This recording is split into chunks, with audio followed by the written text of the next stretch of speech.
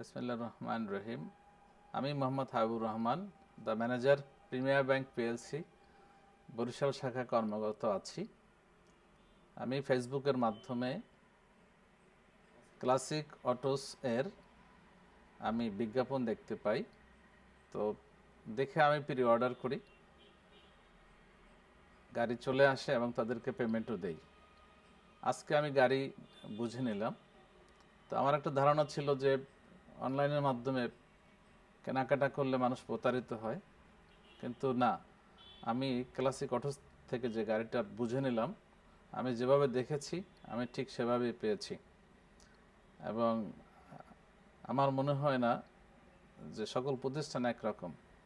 তো সর্বোপরি আমি ক্লাসিক অটোসকে আমি ধন্যবাদ জানাই এবং তাদের ব্যবসার উত্তরোত্তর কল্যাণ কামনা করছি। ধন্যবাদ সবাইকে।